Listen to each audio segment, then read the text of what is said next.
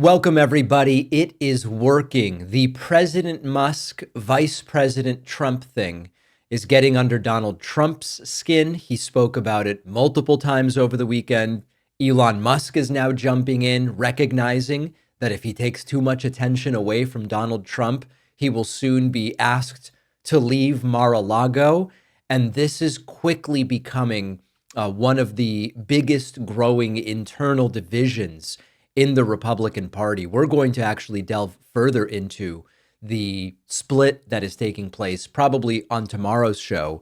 But check this out. Elon Musk is now trying to kill the entire story of President Elon Musk because he realizes it would be very bad from a self-preservation standpoint for him.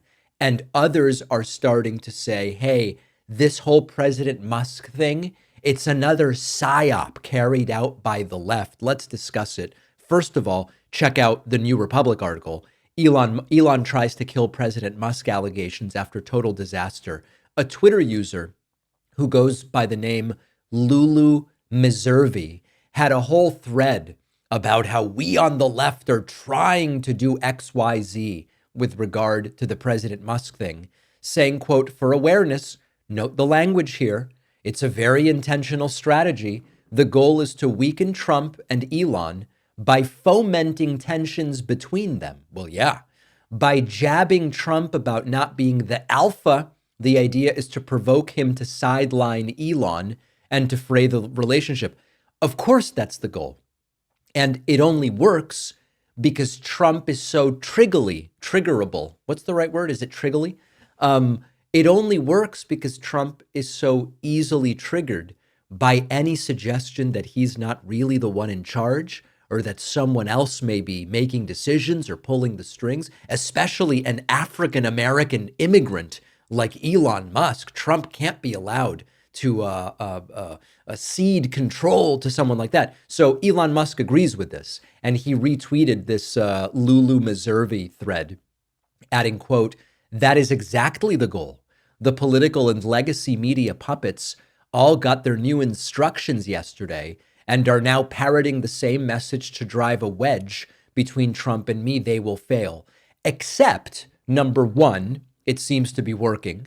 And number two, it does seem as though Elon Musk's interests are not necessarily aligned with those of Trump. For example, we're going to talk about later today or tomorrow how one of Elon Musk's ideas is to pay for the tax cut he wants by taking from other people's Social Security and other people's Medicare. And it's not that this is never something Trump would consider, but what Trump cares about is what makes him look good.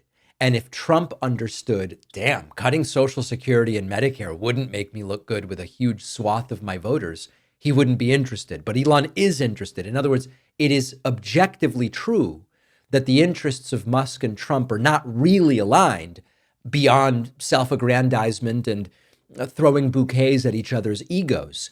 Seth Abramson on Blue Sky posted, CNN confirmed on air just now that top Trump aides are furiously calling journalists to insist that Elon Musk has been following the orders of Trump rather than the other way around. As predicted, Trump is horrified and enraged at the idea that Musk is now seen as the president of the United States. So listen, you're not going to disable a presidency with this.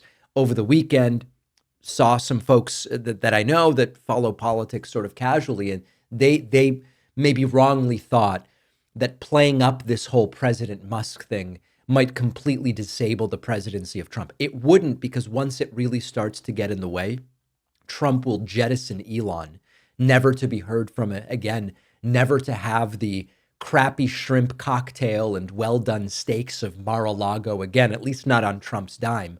But what you can do is you can cause some serious chaos by getting at one of the things that makes Donald Trump the most insecure, which is the idea that he's taking orders from someone else, that he's not really in charge, that someone is the bigger and more powerful alpha male. And if it just so happens that that someone this time is even richer than Donald Trump, that it only makes it more likely that it will succeed at really sending Trump for a loop. And that's really the goal here. Now, forget about everything I just said. You might say, oh, Elon tweeting about it and CNN acknowledging it and Lulu Miservi putting out an excretion on X about it.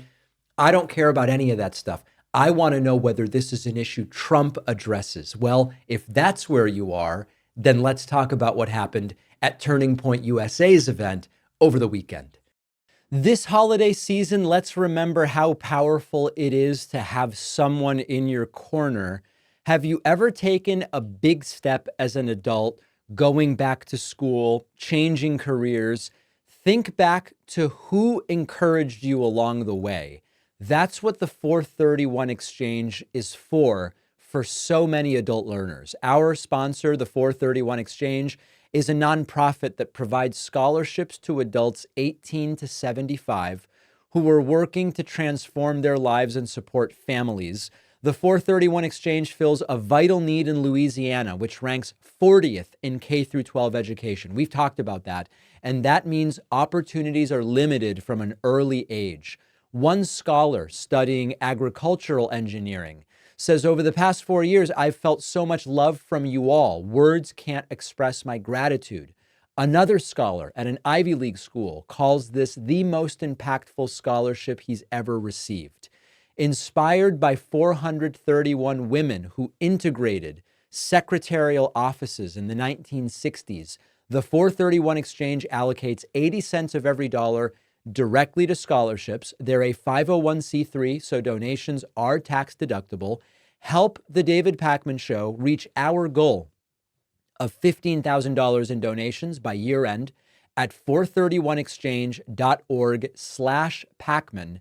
A generous donor will match all donations up to $15,000 so you can double your impact. Maybe even give a donation in someone else's name as a holiday gift. The link is in the description.